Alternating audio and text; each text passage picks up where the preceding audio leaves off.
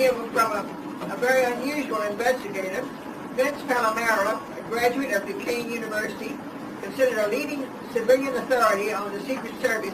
If anybody is an authority on it, well, he must be it, because it's very hard to get information out of the Secret Service to even admit that they were there.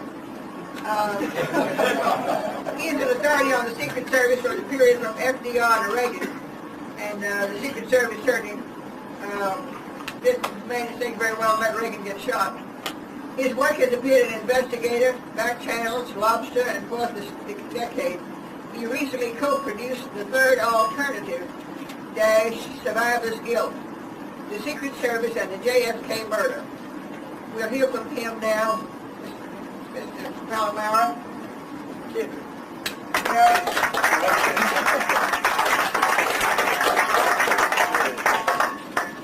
Okay, 10 minutes. I guess I'm going to cut to the chase a little bit. My study is basically pretty unique. It's interviewed close to 20 former members of the Secret Service, guarded Kennedy, in fact, guarded from FDR up to President Carter. One might have actually been around the Reagan days, but he was in the field office. And during the course, I'm going to take this off for a second. During the course of my research, I started out with a lot of the same beliefs and a lot of the evidence and a lot of the way things were told to us by Jim Bishop, William Manchester, the Warren Report, et cetera, that, Kennedy didn't want this done, he didn't want the bubble top, he didn't want anything on the back of the limousine, et cetera.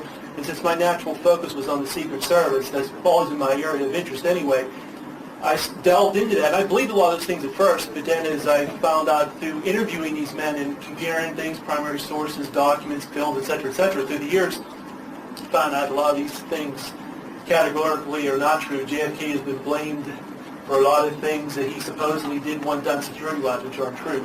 I'm going to be showing a video in a second, but before I get to that, I'm just going to get to something that relates to earlier. Dr. Randy Robertson, had a presentation about basically, make one story short, the back of the head, JFK was gone, a big, pardon the pun here, bone of contention, with researchers. I know that was bad.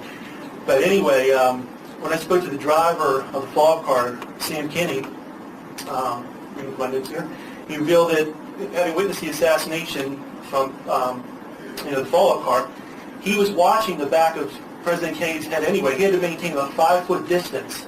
That was standard operating procedure, 5-foot distance between his car and the limousine.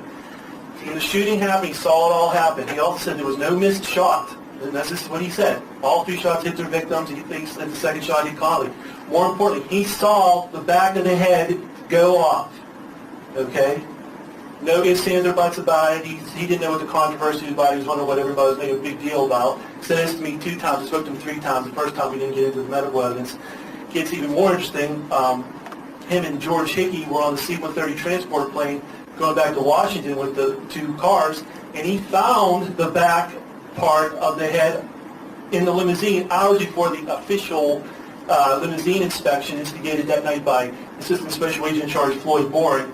He said, I don't know what else it could have been but the back of the head. He also said he had no brains left. His brain was blown out. There was brain matter all over the place. It was the right rear. He said that twice. Mine was a big piece. Half his head was gone. It resembled a flower pot or clay pot piece. And he put in a phone patch to Dr. Berkeley while on the C-130, before they even landed in Washington. The piece went to Berkeley, and whatever happened with Sam doesn't know, and I guess it's up to us to speculate if it was one of the later pieces they allegedly found in the limousine. But this was separate. He was there also when they did the official limousine inspection, so it's not a matter of memory merge. He's confused. It's definitely delineated. He'll remember it forever. It's one of those things, there's no question about it in his mind, that he found on the C-130. So just a big thing to corroborate Dr. Randy Robertson's work there. I guess now, maybe I'll wait for the video, because due to time constraints. That's the piece that Jackie picked up and dropped in the backseat. That's one, yeah, Clint Hill, Gerald Bain in a report. This shows something here. See all the spectators on this side? Right here, okay, on Kennedy's side. Well, in Secret Service reports by John Reddy and others, they try to make it like, oh, there was no one on that side of the street. Hey, we didn't have to protect Kennedy. Boy, I guess those are all apparitions then. Who are these people? All it takes is one person to be assassin anyway. Look at John Hinckley. I mean, this is ridiculous. Okay. Now here we go. We see JFK being hit, and also we can go into big contention about what is or is not happening. Well, Lloyd Kellerman, who was number 3 man, I spoke to Jerry Bain, the head of the White House detail. He wasn't there. Number 2 man wasn't there. They had a third stringer. And by the way, I just recently found out this was Lloyd Kellerman's first trip with the president. He's looking back, first trip on his own, I should say, clarify that.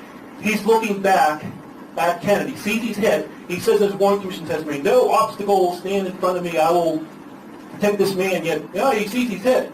Well, he gets the time to tell Bill Greer, which he does now, to get out of line. And Bill Greer's looking back. Ooh, break down Secret Service procedure. So I'll lie about it to the Warren Commission. I didn't see Kennedy. I saw Connolly. Uh-oh, Connolly's head. Geez, I guess I'll have to improvise something there, too. But anyway, and then Kellerman did tell him to get out of line. We've been hit. Kellerman put his hand up to his mouth, the radio microphone, and little Greer here does a second turn on. Just make sure Kennedy, let's see if he's really hit now. And then pretty soon we'll see, unfortunately, the fatal shot make its mark. Oswald or no Oswald, conspiracy, no conspiracy. We'll talk about this for years, like in ancient Egypt. We'll all go through the conspiracy theories and everything else. But if these Secret Servicemen would have did their job, we wouldn't be talking about it. So maybe we'd be talking about it in the trial, like O.J. Simpson Part 2. We'd be there trying to find out the attempted assassination. Maybe it wouldn't have been such a big deal. But there's so much more to this, and like I said, I don't, time constraints in that. I might have a little bit of a fast forward through this. Hold on a second. Mark, can you fast forward a little bit? This is like a little bit of a repeated segment.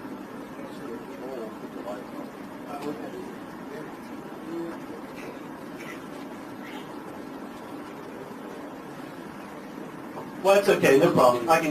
Now, if I go into any further equivocation here, this is the Florida trip. This is the November 18th trip, by the way, right here. This is a little bit of a film clip. Well, make a long story short, does fire report send? Well, I spoke to the head of the White House detail, Mr. Boring himself, and he told me it's categorically untrue. Kennedy never, ever, once told them to not do anything security-wise. The only thing this man would do is do what he's doing now, wade into the crowds. It was a real quick, there's Floyd Boring right directly behind Kennedy there, Henry Roberts. This is the only thing Kennedy did that would deal with Secret Service's nerves. The only thing, he would wade into the crowds. He never told them not to have the bubble top on, whether it was bulletproof or not. We can go on and on for days and whether it meant anything or not. But Kennedy had nothing to do with the bubble top. Secret Service decision, Sam Kinney told me about it. It's in his report. He's the sole person to do it. Agents on the limousine, they lied about it in the reports. Think about that. They admitted to me on the phone. Floyd Boring, I spoke to him twice. Jerry Bain, I spoke to him 3 times in one session. Spoke to Sam Kinney several times. And Clint Hill would not reveal the name of the person in his report. Then he gets in front of our old inspector of the Warren Commission and had to reveal the name of who told him not to have agents in the back of the limousine. It was good old Floyd Boring. And it goes around in a circle because Floyd Boring told me that, you need to say, okay, at the end of the day, what does this mean? This means that they sent reports that were fabricated to the Warren Commission. They blamed it on Kennedy, who was conveniently dead. And it gets straight down to, well, why weren't there agents in the back of the car? Or you can go on, there's little subplots there. Agents in the back of the car stationed, agents in the back of the car are supposed to run. It gets even worse, or get better, depending on which way you look at it. Here's agents getting on the back of the limousine in Miami. Agents Zaboral and Don Lawton. Don Lawton was stationed at Love Field November 22nd, but wasn't doing anything security-wise. They're about to get in the back of the limousine there. I think we better conclude now. Okay. That's not it? That's it. Okay, more time, but... Let him go. Just 5 minutes? Is that all right? Thank you. Is that all right? Okay. And basically, it's a real crying shame. Then William Manchester picked up the ball, and Jim Bishop picked up the ball. Just basically, laid it all on Kennedy. The bubble top, agents on the limousine, and like I said before, I just, interrupted. I'm sorry about that. Sam Kinney told me, confirmed to me, Henry Roberts, when the first shot sounded, well, let's say you can pretend, okay, Oswald's first shot, and there was no conspiracy, okay? Henry Roberts ordered the men in the fall car not to move. And the reason why that all came about was, in Harrison Livingstone's High Treason, it was written that Henry Roberts ordered the men not to move. I said, well, where's the documentation for this? So I read it to Sam Kinney thinking he's going to refute it, deny it, whatever. He said, exactly right, and I'm involved in that too.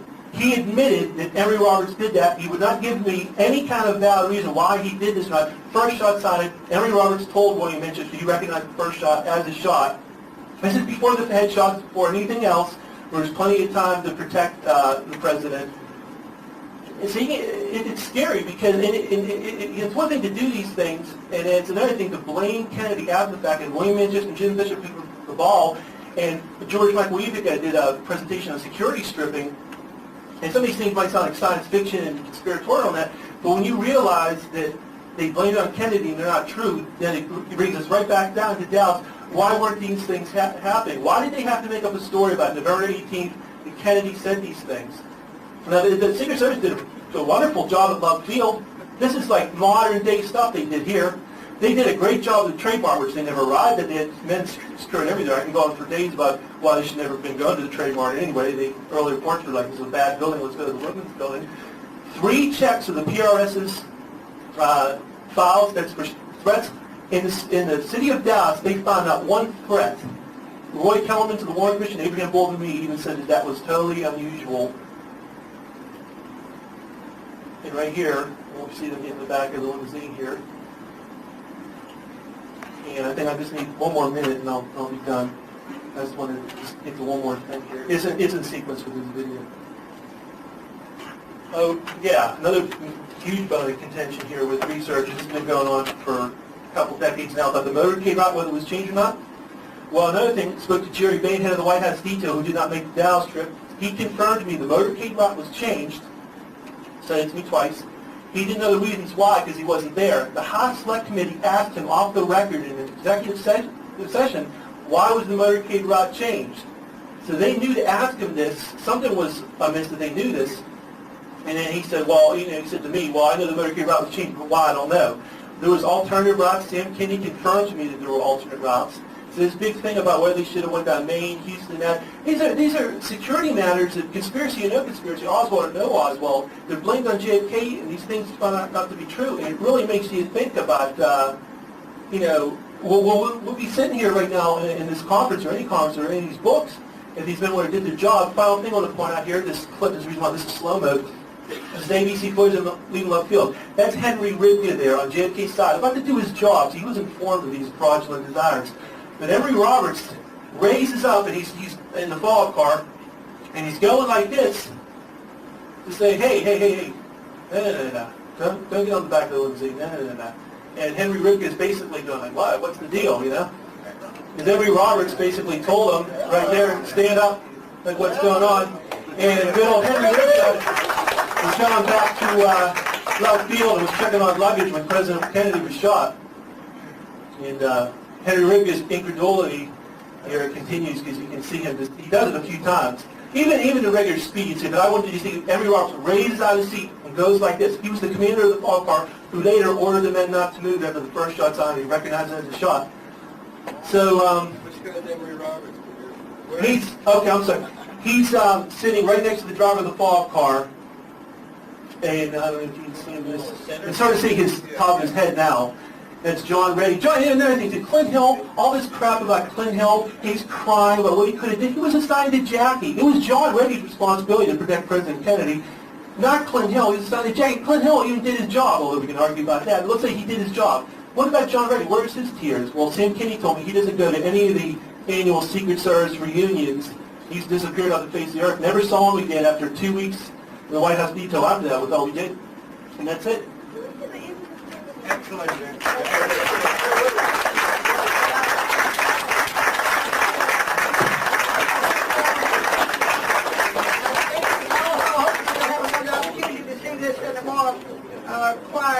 Atmosphere. Yeah, I'm sorry for taking this time. I mean, you guys can go for longer. I didn't want to hold it. Now we will start taking up the cards for questions. Before we do that, we have a little time here. I want to ask any member of the panel, if they feel that we cut them out of any deep dedication, any particular phrase of their testimony that they want to get up and put on in about a half a minute. Yeah, I got something. All right, go ahead. If anyone knows the actual killer of JFK, come up to the Thank you so much. What is this? Yeah, this will be a good session. Refer to this again. It's hard when you got these kind of time constraints too. You got to try to put everything in like Evelyn Wood speed reading, but Come on. Let's talk about this. okay. Basically, Secret Service was responsible for. Secret Service was responsible for the motorcade's vehicle order too, which was also changed. The limousines, the motorcycles, there was 18 motorcycles allotted at Kennedy on all the prior Texas stops, again unique to Dallas. It was changed at the 11th hour by the Secret Service. Allegedly, hey, Kennedy didn't want motorcycles by him because he wanted conversation, but boy, geez, just a few hours before, he didn't mind those motorcycles going right beside him. Ambulance that would have been in standby in case of injury. JFK was gone from the scene a few minutes before the shooting. How many were there? There were 18. It was 18. It went down to 4, and to make matters worse, that insult to injury, they weren't even right by him. They weren't even right in parallel. And this is all, again, blamed on JFK. And for what it's worth, Sam Kinney and Rufus Youngblood said that there's no truth to that. In fact, Rufus Youngblood threw in an expletive that I can't repeat. Basically, you got a situation to sum up because I'll give somebody else their time. JFK and LBJ were in the same city, same motorcade, and slow-moving open vehicles in close proximity to each other. And this was unique. Winston Lawson told me this, and Abraham Bolton told me this. It's just basically the reason why the president and the vice president travel on different planes. You're never supposed to have them in a compromising situation so close to each other. And again, unique to Dallas. And there's old Lee Harvey Oswald. Just a coincidence, I guess.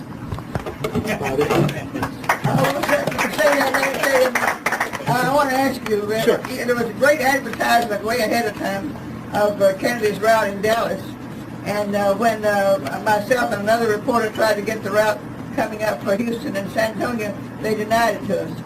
And why that was, I don't know. But then they invited us to get out of the office for asking the question. Well, I'll tell you what, I got something on that. I do, seriously. Chief James Rowley told the Warren Commission, only because the Warren Commission asked, and it was all in letters, not testimony, he said that he doesn't know who released the route to the press, and it was not done in Dallas. Well, Bill Moyers, LBJ, went before the House Select Committee, and he admitted it was the agent in charge of the Dallas trip that gave them, and this was all Secret Service again. Kennedy didn't mind the printing of the American, and all this crap about, JFK, rest in peace, all this stuff that they put on him about his marital affair, all this other crap. I mean, to strip him of security and to blame him for it too, but no, they asked you succinctly about the motorcade. Yeah, that's exactly it in a nutshell. Let me point out to you that man, I've asked over and over again to get to talk to that agent, and we kept from doing so. Was that Bill Payne in Austin? It was Bill Payne? No, it wasn't an agent. It was the man who arranged the advancing of the trip. Oh, good. Detroit. Ooh, that could have been Marty Underwood. Bill Moyers came out publicly and said he was the one who gave the okay to release the parade route. Yeah, but he did it in 1978. He told the House Select Committee this was based on the authority of the agent. This is quote, agent in charge of the Dallas trip. Doesn't name him. However, on an A&E special in 1991, it was like Class of 20th Century. He named the agent in a different context, Bill Payne. He was the advance agent for Austin. However, to make matters even more convoluted, that's why nothing's black and white in this case. Floyd Boring was technically the agent in charge of the entire Dallas trip. A little known fact. And I spoke to Floyd Boring about this, spoke to Sam Kinney, and again, coincidence rears his ugly head again. The head of the White House detailed Jerry Bain or his immediate assistant, which was Floyd Boring, number 2 man, always accompanied the president. How did you get these agents to talk? They won't talk to anybody usually. I tell you what, I think it was my age. I mean, I'm 29 now. It was a few years ago. And I think they figured this is some young whippersnapper. This isn't going anywhere. I didn't reveal an act. I didn't think Oswald did or didn't do it. I asked questions about security, and I think I flattered them too because I knew a lot about these agents. All right, now anybody else with a heart-rending story? All right, we have one question already up here. Mr. Palamara. What did you say? He said we all have.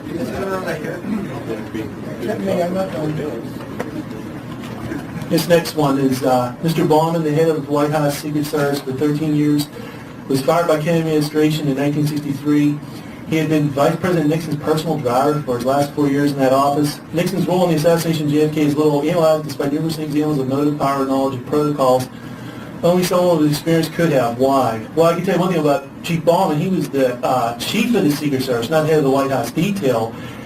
He was fired because one of the things that brought about in Mark North's book is he believed the mafia didn't exist. Went in the Washington Post and even said this along with his buddy Hoover.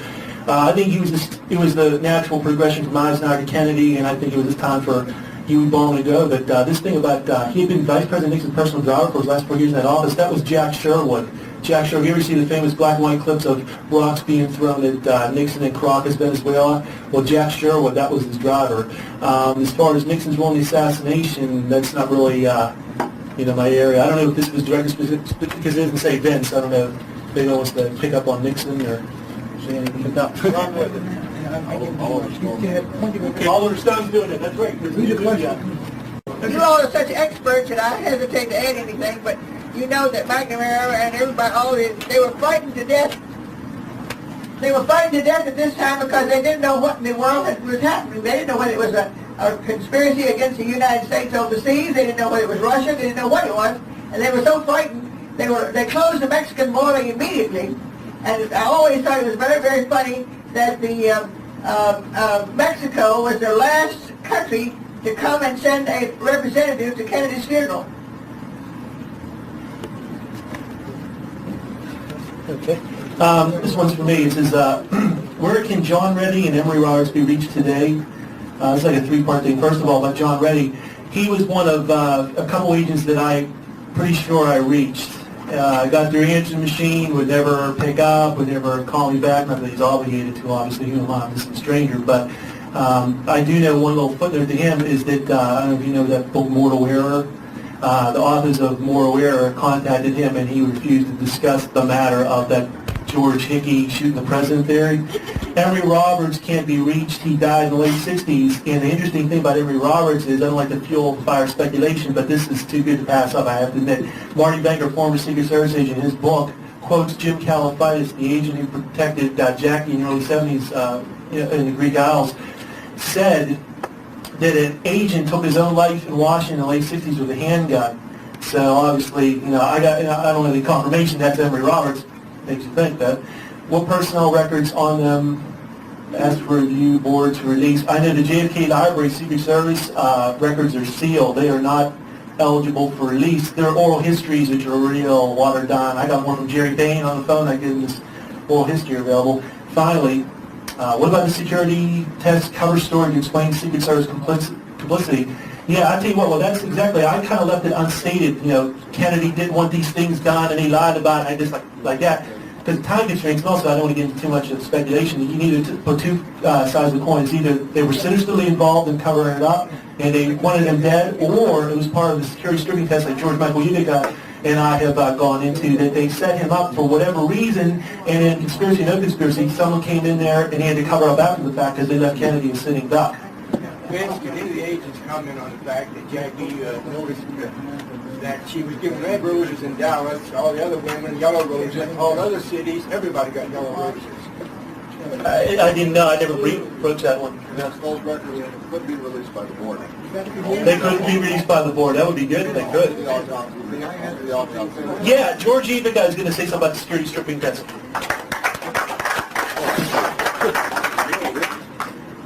In March, I was invited to Boston to testify to the Records Review Board.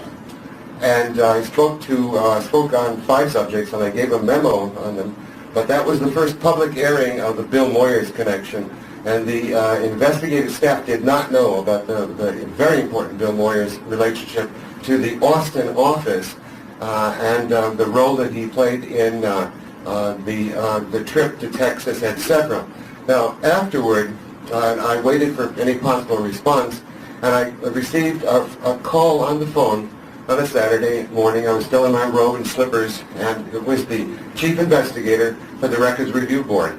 And she said, we want to know everything that you know, because I am running the investigation of these, the Secret Service and the motorcade and the changes, etc., and we want you to help. So I asked her to call back in 45 minutes, spread about 50 pounds of paper on the kitchen table, got a yellow pad out, made about 30 minutes of notes, and she stayed on the phone for an hour and 10 minutes, writing longhand, and I owe her now a rather long memo giving all the names, etc. I also said that if the staff had not so far got to both the book and the person, that they were missing very important information. Somebody named Vince Palamara. Charlie, wait a minute, come back up here.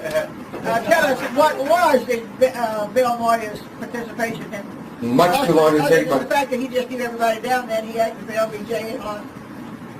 Apparently, Bill Moyers was responsible for getting the motorcade route out. All right? That's the bottom line. In Austin, or where? Out of Austin. He had a representative in Dallas.